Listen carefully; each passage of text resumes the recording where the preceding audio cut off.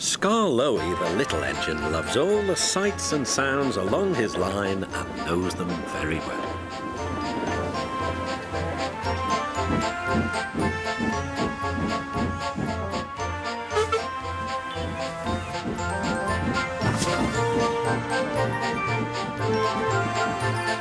One morning, soon after he returned from being mended, he was enjoying his journey more than ever before.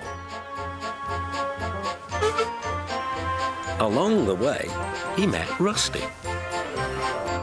"You know," he said, "if I couldn't see these familiar faces and places, I'd think I was on a different railway. You've done wonders with these rails." Rusty laughed. "I'm glad you're pleased. Manager said let's mend the track so well he won't know where he is." And we did. And you didn't, if you take my meaning. Scarloey liked this hard-working diesel. "There's still one bad bit," warned Rusty.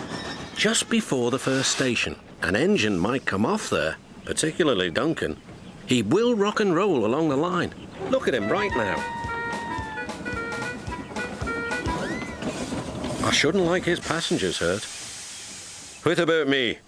I'm a plain-speaking engine and I believe in plain speaking. Speak up." Rusty warned Duncan about the bad bit of line. "Huh," grunted Duncan. "I know my way about.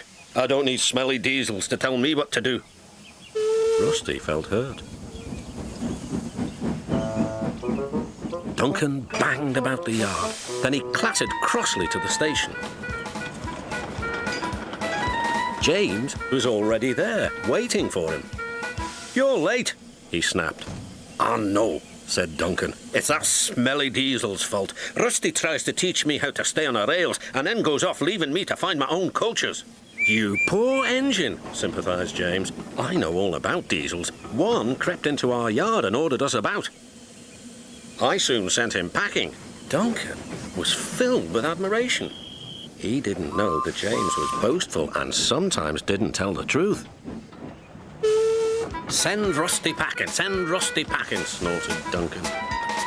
He climbed the hill furiously. "Well done, boy. Keep it up," encouraged his driver. Soon they were near the first station. Duncan was pleased. Nothing's happened, silly old diesel. Clever me."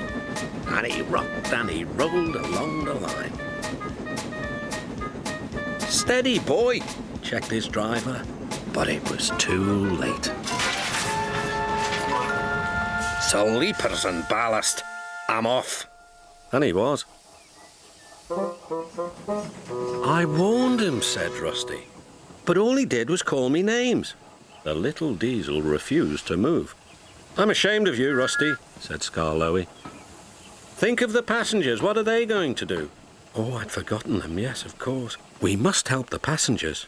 And Rusty roared into life.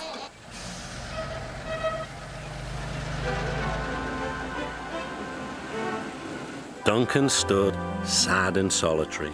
He couldn't rock and roll now. "Oh, dear," he thought. "Everyone will know how silly I am."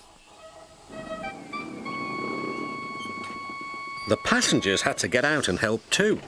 They weren't very pleased about that, but worked as hard as they could.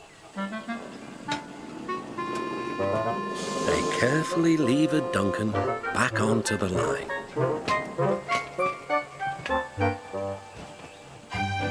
After that, Duncan was extra careful all day.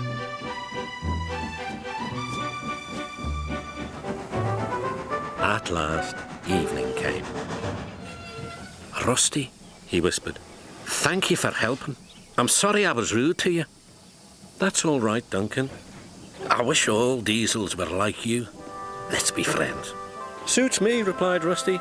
"We'll mend that bad bit of rail first thing tomorrow."